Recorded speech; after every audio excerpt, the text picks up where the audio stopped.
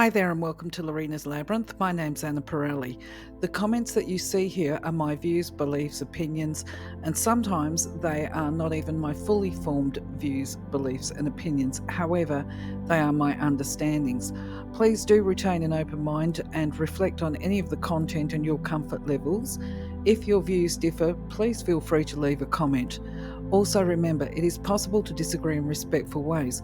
My way is not necessarily your way and vice versa.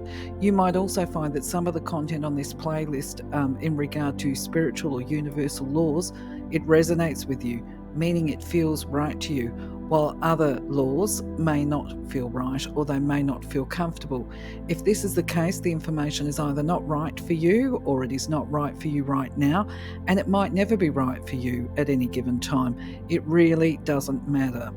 As an earthy and practical person, I can put my hand up with all honesty and say that I have at different times had the same feelings about some of the content in here.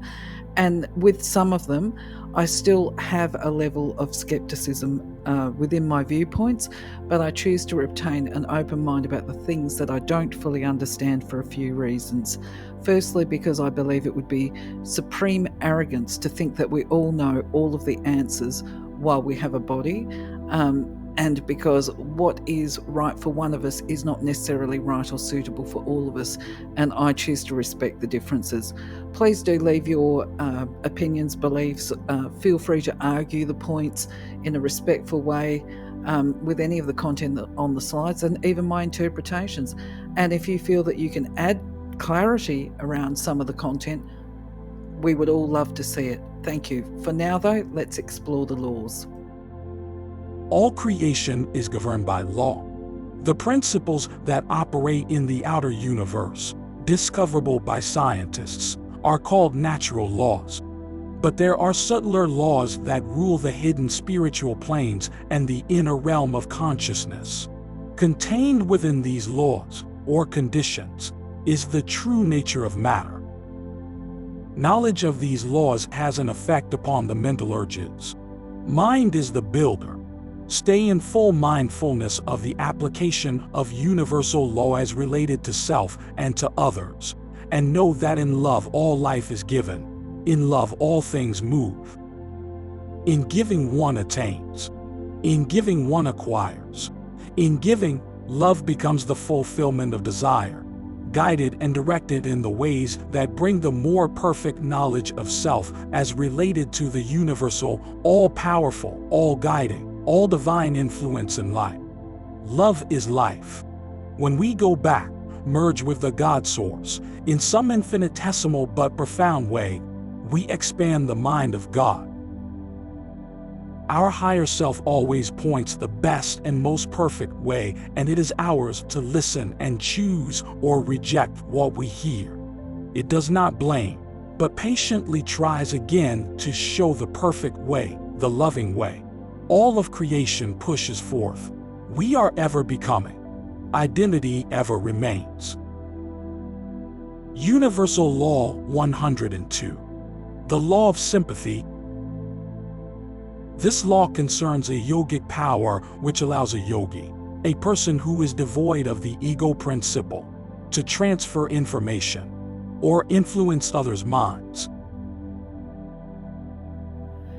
So at a glance, this one looked like it was going to be a very short, sweet law to unpack, but you know, things aren't always what they appear to be, are they? I had to go and get a dictionary just to try and work out if there was something that I was missing here, because I've got a few personal issues with the way at least this law is phrased. So the first thing I want to look at is we're talking about universal sympathy here. That's the name of the law.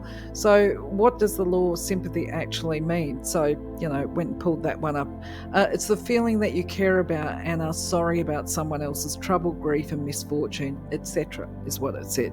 So we can see that, you know, this translates to being a compassionate person and I certainly would perceive it as a virtue to be sympathetic, and an ethos that we would all do well to develop, especially when a sympathetic person is a person who's motivated by compassion. So, no issue. So far, so good.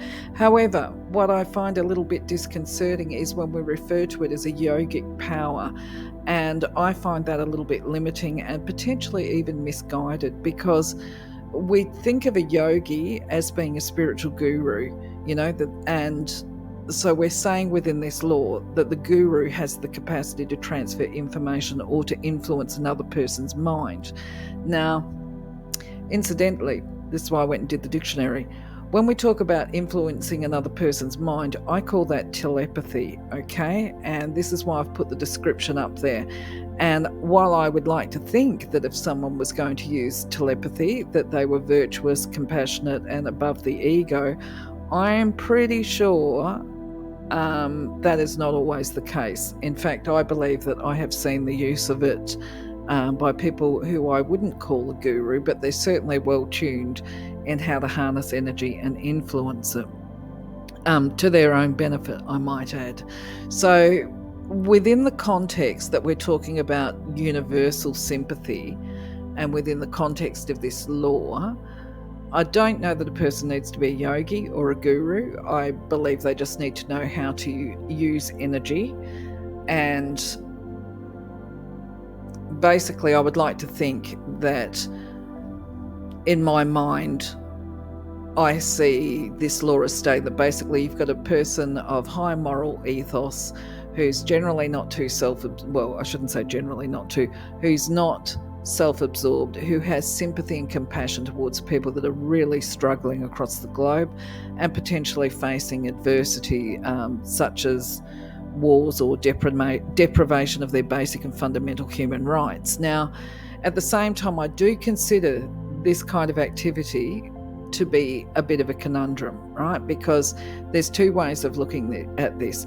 If we're seeking to influence other people's minds, I'm actually not convinced that there has been a release of the ego, because there becomes a judgment associated with what those people are doing, and that's why we're trying to change it. And the judgment is going to be based on what we perceive to be right or wrong, as well as a desire to control other people as part of having them fulfill our personal vision of what is right and good behaviour. Now, ideally, if we're talking about the yogi, as the law has said, that there is that mantra or whatever that we adhere to, or we certainly aim to adhere to. Don't want to make it sound better than what I certainly am. I strive to be, but not necessarily all the time. I don't necessarily achieve my own goals, is where I'm going. Actually, no, that's a really poor turn of phrase. I'm going to say I'm a work in progress like the rest of us.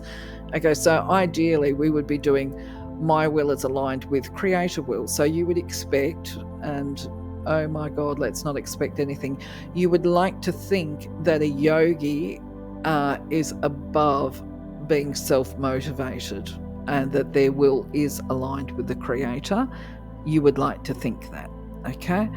So if they're a yogi aligned with divine will, and they have a sympathy and they can see that there's a deviation from the creator's will, if they're that well developed, shall we say on a spiritual level, then they might be able to use their telepathic gifts to influence the thinking of perhaps the leaders of warring factions to negotiate a win-win or a compromise for all parties that preserves life and increases the quality of life for those people that are suffering. Okay, this is what I'm thinking and visualizing.